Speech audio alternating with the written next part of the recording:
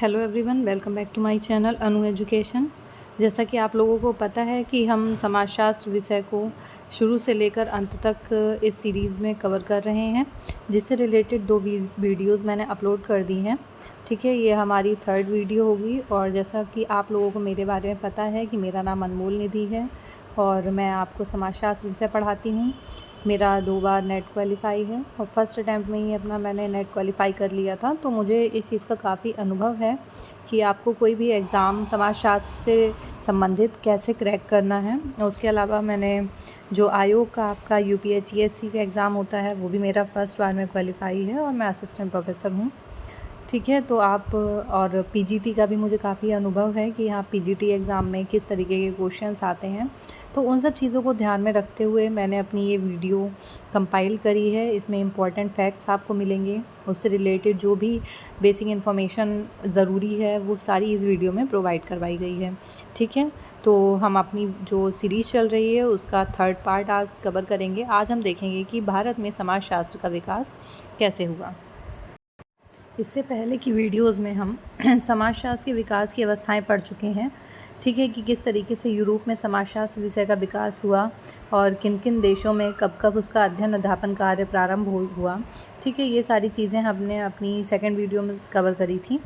आज जो है हम भारत में समाजशास्त्र का विकास कैसे हुआ, ठीक है, कब हुआ, इन सब चीज़ों को कवर करेंगे। ठीक है, यूरोप में समाजशास्त्र का विकास अलग टॉपिक है, दूसरा भारत में समाजशास्त्र का विकास अलग टॉपिक है आपका। ठीक है, तो आज हम भारत में समाजशास्त्र के विकास के बारे में पढ़ेंगे। देखिए, जैसे कि आप देख सकते हैं इसमें लिखा हुआ है कि भारत में समाजशास्त्र विषय के विकास को 3 युगों में बांटा गया है। ठीक है, हम 3 जो है कालखंडों में बांट करके इसको पढ़ेंगे। पहला है प्राचीन भारत में समाजशास्त्र का विकास। ठीक है, जैसा कि हमको पता है कि जब ये कहा जाता है कि यूरोप में सबसे पहले समाजशास्त्र का विकास हुआ, तब हमारे जो भारतीय विचारक हैं उनका कहना ये होता है कि यूरोप में सबसे पहले समाजशास्त्र या समाज का अध्ययन नहीं हुआ, बल्कि जो हमारा भारत देश है यहाँ पे पहले से ही जो ग्रंथ लिखे हुए थे, ठीक है, वेद, पुराण, उपनिषद, गीता, स्मृतियाँ, इन सब चीज़ों में पहले से ही सामाजिक चिंतन होता चला आ रहा है। ठीक है, और हमारे ग्रंथों में उसको व्यवस्थित रूप से लिखा गया है। ठीक है, तो भारतीय विचारकों का ये कहना है। जैसा कि आप देख सकते हैं कि ये कहा गया है कि धर्म, अर्थ, काम, मोक्ष, ये क्या है, 4 पुरुषार्थ हैं, हम लोग जानते हैं, और इन्हें ही जीवन का उद्देश्य माना गया है ना, कि आप धर्म करें, अर्थ कमाएं, काम, मोक्ष, ठीक है, अंत में मोक्ष को प्राप्त हो जाएं। ये हमारे जीवन के उद्देश्य बताए गए हैं हमारे वेदों पुराणों में, और इन्हें प्राप्त करने के लिए व्यक्ति हमेशा प्रयत्नशील रहता है और अपने व्यक्तित्व का विकास करते हुए सामाजिक जीवन को उन्नत बनाने में योगदान देता है। ठीक है, तो ये क्या है, ये समाज का ही कहीं ना कहीं भाई चिंतन है ना। समाज के बारे में सोचा तभी तो ये चीज़ लिखी गई है, व्यक्ति का अध्ययन किया गया, समाज का अध्ययन किया गया। तो उनका यही कहना है कि हमारे जो वेद पुराण हैं उनमें पहले से ही सामाजिक जीवन का चिंतन मनन पहले से ही किया जा चुका है और उनको लिखा गया है ना। फिर उसके बाद में अगर हम दूसरा एग्जाम्पल देखते हैं आपका कौटिल्य। ठीक है, तो कौटिल्य की जो किताब है अर्थशास्त्र, उसमें भी इस तरीके के अध्ययन मिलते हैं। शुक्राचार्य की नीति शास्त्र है, मनु की मनु स्मृति है ना, और मुग़ल काल में लिखी गई आईने अकबरी आदि, ये सब ग्रंथ हैं ऐसे जिनसे पता चलता है कि उस समय सामाजिक व्यवस्था कैसी थी, किस प्रकार के रीति रिवाज थे, सामाजिक प्रथाएं थी, परंपराएं कैसी थीं, आचरण संबंधी आदर्श नियम कैसे प्रचलित थे।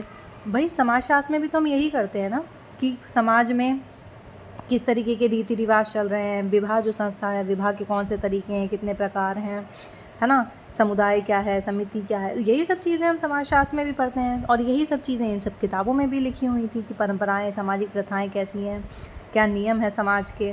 तो उनका ये कहना है भारतीय विचारकों का कि पहले से ही समाजशास्त्र का विकास हमारे यहाँ हो चुका था। ठीक है ना।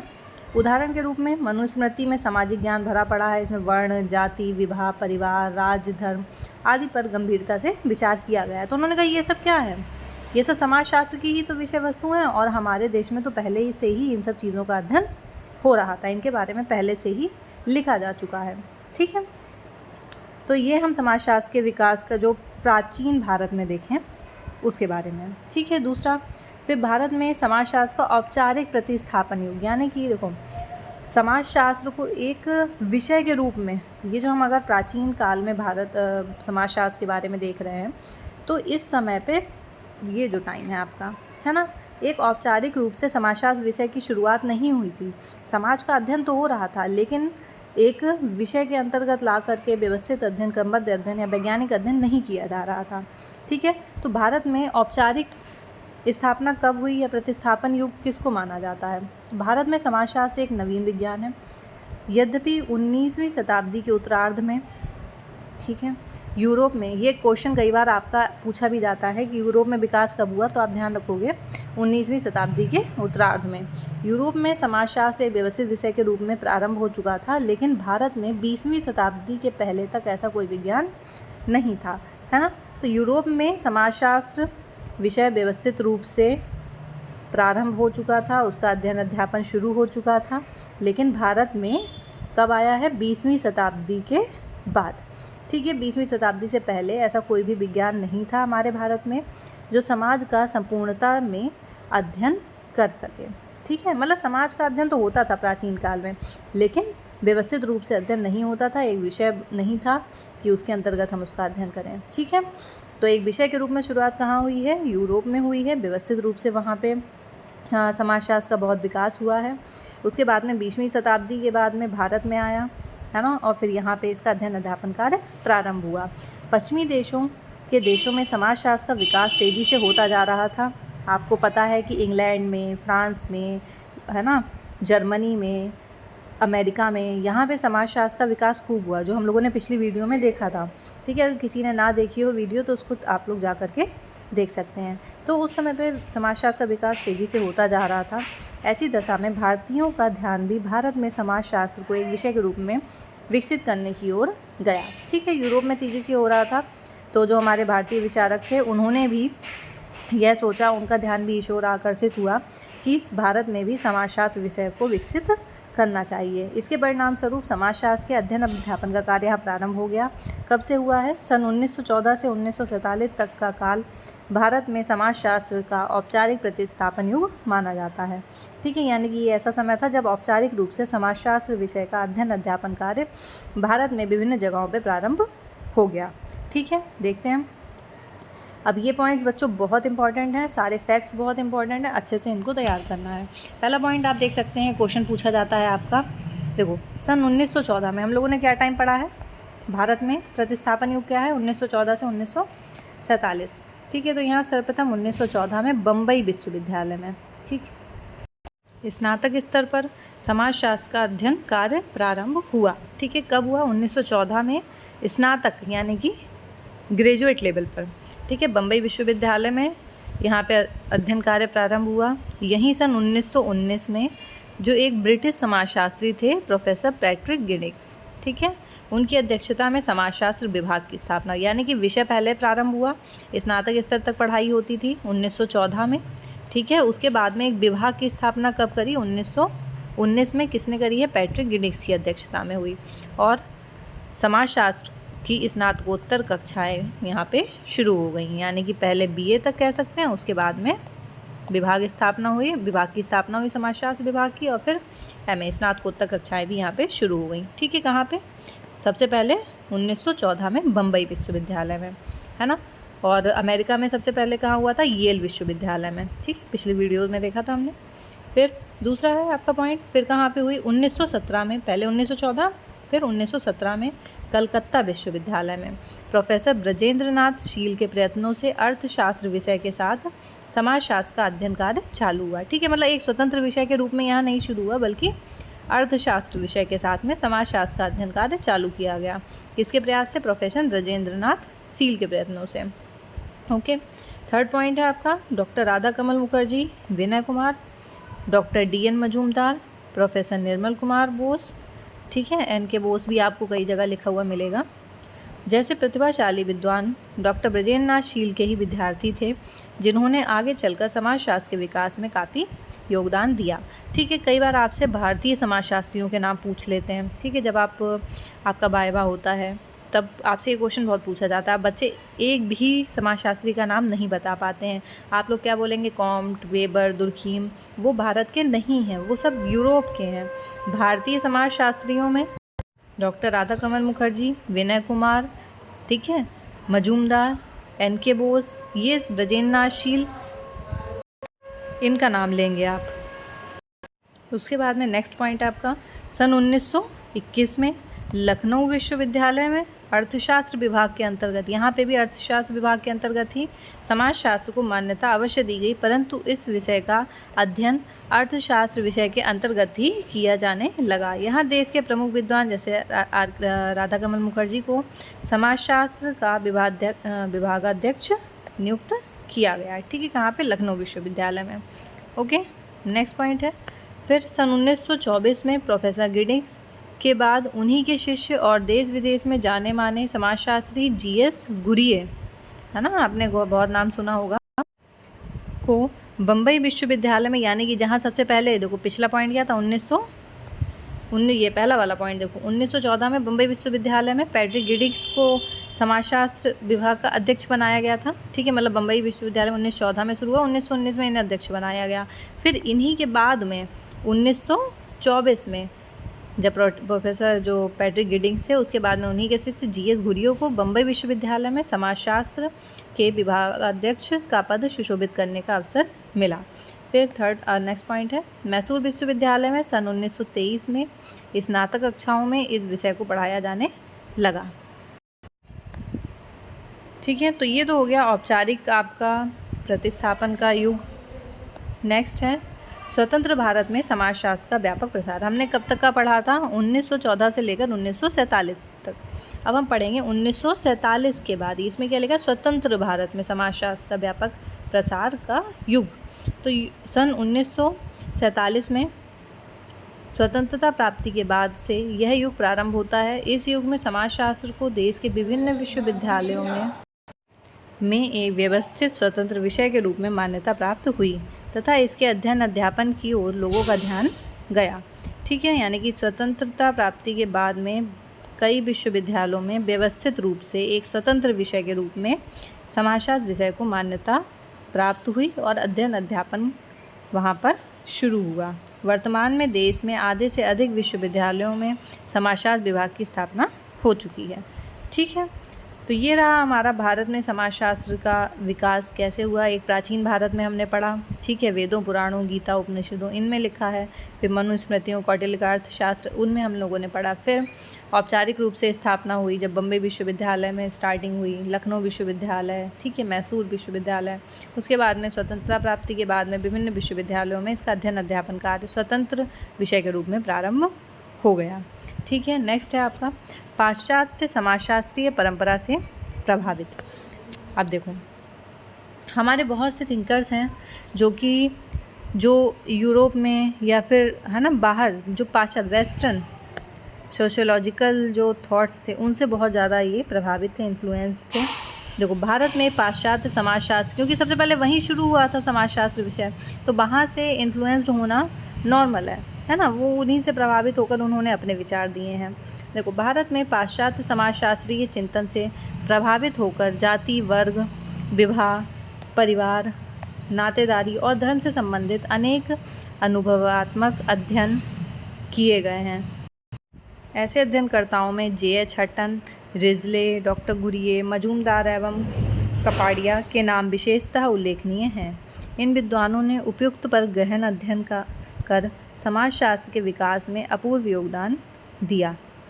डॉक्टर हटन और मजूमदार ने भारतीय जाति व्यवस्था की सूक्ष्म विवेचना प्रस्तुत करी है, ठीक है। एक बार क्वेश्चन भी आता है, आप ध्यान रख सकते हैं, भारत में जो जाति व्यवस्था है उसका अध्ययन डॉक्टर हटन और मजूमदार ने भी किया है, ठीक है। फिर आ जाते हैं हम लोग, ये सारे पॉइंट्स बहुत इंपॉर्टेंट हैं, जो बुक्स के नेम हैं वो भी बहुत इंपॉर्टेंट हैं। देखिए पहला पॉइंट देखते हैं, डॉक्टर गुरिये ने विभिन्न समाजशास्त्रीय विषयों पर लिखा है जिनमें जाति, वर्ग, व्यवसाय, परिवार, धर्म आदि मुख्य हैं, ठीक है। G.S. गुरिये ने किन किन चीज़ों पे अपने विचार प्रस्तुत किए हैं, जाति पर, वर्ग, व्यवसाय, परिवार, धर्म, ठीक है। इसके अलावा और भी हैं, ये इनके मुख्य विषय हैं जिन पर इन्होंने अपने विचार प्रस्तुत किए हैं। इनकी जो बुक्स हैं आप उनसे समझ सकते हैं। देखिए पहली बुक क्या है, caste class and occupation, caste जाति वर्ग एंड व्यवसाय, ठीक है। कास्ट क्लास एंड ऑक्यूपेशन ये पूछा जाता है कि ये बुक किसकी है, तो आप बताएंगे जीएस घुरिये की। दूसरी बुक है कल्चर एंड सोसाइटी। थर्ड है सिटीज़ एंड सिविलाइजेशन, ठीक है। ये कुछ इनकी इंपॉर्टेंट बुक्स हैं।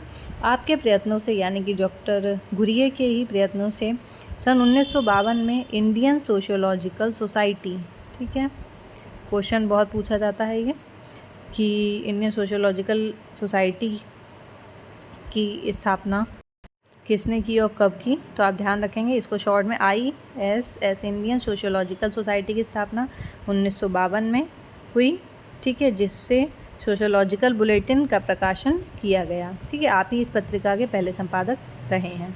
ओके, नेक्स्ट पॉइंट है, फिर आते हैं हम डॉक्टर KM कपाड़िया। ये भी अपने भारतीय एक विचारक हैं। इन्होंने ये भी पाश्चात्य विचारों से प्रभावित थे, जो थिंकर्स थे उनसे प्रभावित थे। इन्होंने विवाह, परिवार और नातेदारी पर अपने अध्ययनों के आधार पर बहुत कुछ लिखा है। इनकी जो महत्वपूर्ण पुस्तकें हैं वो है marriage and family in India और हिंदू किंगशिप। ये बहुत पूछी जाती है, PGT में बहुत क्वेश्चन आता है, ठीक है, नेट में भी आ जाता है। तो ये जो बुक्स के नेम हैं ये आपके हर एग्ज़ाम की दृष्टि से, ठीक है, बहुत ही ज़्यादा इंपॉर्टेंट है। मैरिज एंड फैमिली है ना, विवाह और परिवार का अध्ययन, देखो विवाह और परिवार का अध्ययन, नातेदारी का अध्ययन, किंगशिप, हिंदू किंगशिप। अगला है डॉक्टर मजूमदार, ये भी हमारे भारतीय विचारक हैं। इन्होंने क्या करा, मजूमदार ने बिहार, मध्य प्रदेश, उत्तर प्रदेश तथा बंगाल के जनजातीय क्षेत्रों, है ना, यानी कि जो ट्राइबल एरियाज़ हैं, ट्राइब्स होते हैं, जनजातीय लोग होते हैं, क्षेत्रों में महत्वपूर्ण अनुसंधान कार्य किया है। इन्होंने वहाँ रिसर्च करी है डॉक्टर मजूमदार ने। जाति व्यवस्था और ग्रामीण भारत के संबंध में भी आपने काफ़ी कुछ लिखा है, ठीक है। इनकी बुक आप देख सकते हैं, races and cultures of India, an introduction to sociological anthropology, a tribe in transition, caste and communication in an Indian village, ठीक है। थोड़ा थोड़ा सा डिफरेंस रहता है इनकी बुक्स में, कंफ्यूज नहीं होना है। जब 2-4 बार आप सुनेंगे, पढ़ेंगे तो ये अपने आप याद हो जाएंगी। इससे रिलेटेड क्वेश्चंस लगाएंगे तो ये अपने आप ही याद होने लगती हैं, ठीक है। अभी हो सकता है पढ़ के थोड़ा सा नामों में कन्फ्यूज़न लगे कि ये तो सब एक सी लग रही हैं, कैसे याद होंगी, लेकिन ये बहुत आसानी से याद हो जाती हैं जब आप इनको कई बार पढ़ते हैं, ठीक है। नेक्स्ट, हम बहुत ही हमारे एक महत्वपूर्ण विचारक कह सकते हैं, समाजशास्त्री हैं, MN श्रीनिवास। इनको आप आगे तक पढ़ते रहेंगे, ठीक है। इन्होंने क्या करा है, श्रीनिवास ने दक्षिण के कुर्ग प्रदेश में कुर्ग लोगों का इस दृष्टि से अध्ययन किया और अपनी प्रसिद्ध पुस्तक religion and society among the Coorgs of south India लिखी। ये इंपॉर्टेंट बुक है इनकी, ठीक है। रिलीजन एंड सोसाइटी यानी कि धर्म और समाज among the Coorgs of south India, okay. किसकी बुक है, MN श्रीनिवास की है। भारत में जाति के संदर्भ में होने वाले परिवर्तनों को समझाने में संस्कृतिकरण नामक अवधारणा प्रस्तुत करी। ये क्वेश्चन बहुत पूछा जाता है कि संस्कृतिकरण की अवधारणा किसने दी थी, तो इसका आंसर हो जाएगा आपका MN श्रीनिवास ने दी है। या आप इनकी फ़ोटो देख सकते हैं, ये हैं हमारे MN श्रीनिवास। इनका पूरा नाम था मैसूर नरसिम्हाचार श्रीनिवास, ठीक है। इनका जन्म 1916 में हुआ था और मृत्यु 1919 में हुई है, ठीक है। तो बहुत ज़्यादा टाइम नहीं हुआ है देखा जाए तो भारत में जो जाति का अध्ययन है ना, क्योंकि जाति व्यवस्था हमारे भारत की एक विशेषता है ना, यहाँ की एक अनुपम व्यवस्था है जो बहुत कम जगह देखने को मिलती है। हालांकि इतनी जटिल व्यवस्था तो कहीं पे भी देखने को नहीं मिलती है, ठीक है। तो जाति के संदर्भ में जो भी परिवर्तन होते हैं, जातियों में जो परिवर्तन आते हैं, उनको समझाने के लिए इन्होंने संस्कृतिकरण, सेंस्क्रिटाइजेशन की एक अवधारणा दी थी, है ना। तो ये क्वेश्चन बनता है कि संस्कृतिकरण की अवधारणा किसने दी थी, MN श्रीनिवास ने। किसके संबंध में थी, जाति के संबंध में थी, है ना।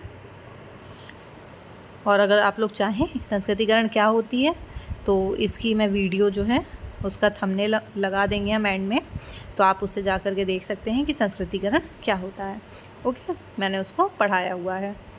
फिर इनकी बुक्स हैं कुछ इंपॉर्टेंट, काफ़ी पूछी जाती हैं। Marriage and family in Mysore, ठीक है, मैसूर से आप ध्यान रखेंगे। Caste in modern India and other essays, social change in modern India और इंडियन विलेज। ये इंडियन विलेज बुक काफ़ी पूछी जाती है इनकी, याद रखेंगे, ठीक है। हालांकि चारों ही इंपॉर्टेंट है, लेकिन ये इसमें एक बुक है, एक और है इसी तरीके से नाम है उसका, उसके संग में कंफ्यूज नहीं होना है। इंडियन विलेज किसकी है? एम.एन. श्रीनिवास की है। ठीक है, हमने पढ़ा भारतीय गांवों का भी अध्ययन किया है इन्होंने, जाति, परिवार, विवाह, इन सब के अध्ययन के साथ साथ भारतीय गांवों का, ग्रामीण व्यवस्था का भी अध्ययन किया है एम.एन. श्रीनिवास ने। ठीक है, नेक्स्ट है, यहाँ अनेक विद्वानों ने ग्रामीण अध्ययन भी किए हैं। ये अध्ययन अमेरिका की समाजशास्त्रीय परंपरा से काफ़ी प्रभावित हैं। भारत में doctor SC. Dubey, doctor Majumdar, doctor AR. Desai आदि प्रमुख समाजशास्त्रियों ने ग्रामीण समाज के अध्ययन में विशेष रुचि दिखाई है। ठीक है, कौन कौन लोग हो गए? एस.सी. दुबे, मजूमदार, ए.आर. देसाई, ये सभी लोगों ने ग्रामीण समाज के अध्ययन पे काफ़ी विशेष रुचि दिखाई है अपनी। इनका नाम हम अब देख सकते हैं। एस.सी. दुबे, श्यामाचरण दुबे इनका पूरा नाम था, है ना। आप ये देख सकते हैं, इनकी फ़ोटो भी मैंने लगाई है यहाँ पे। ये हैं आपके श्यामाचरण दुबे, एस.सी. दुबे। ठीक है, कई बार आपसे इसका पूरा नाम पूछ लेते हैं एग्जामिनर्स। ठीक है, तो याद रखोगे आप लोग। और इनकी बुक है पहली, एन इंडियन विलेज। ठीक है, भारत गांव का अध्ययन किया है ना, तो N Indian village, India's changing village और द कमार। कमार जो है एक जाति का अध्ययन इन्होंने किया था। तो ये बुक जो है ये एस.सी. दुबे की हैं। एम.एन. श्रीनिवास की एक बुक अभी हमने पढ़ी थी, इंडियन विलेज। ठीक है, ये एम.एन. श्रीनिवास की है। और एस.सी. दुबे की बुक का क्या नाम है? N Indian village. ठीक है, फिर दूसरे आते हैं आपके डॉक्टर ए.आर. देसाई। इन्होंने भी भारतीय ग्रामीण समाज पर काफ़ी कुछ लिखा है। इनकी बुक है रूरल सोशोलॉजी इन इंडिया और रूरल इंडिया इन ट्रांजिशन। ये पूछी जाती है वो किसकी है? ए.आर. देसाई की हैं। आप फोटो देख सकते हैं, अक्षय रमनलाल देसाई। इनका जन्म देख सकते हो, बहुत ज़्यादा टाइम नहीं हुआ है इन लोग को ख़त्म हुए। ये 1996 में इधर मृत्यु हुई है इनकी, 1994 में हुई है। ठीक है, तो एस.सी. दुबे हो गए, ए.आर. देसाई हो गए। नेक्स्ट है हमारे आर.के. मुखर्जी। इन्होंने अर्थशास्त्र का संस्थात्मक सिद्धांत प्रतिपादित किया।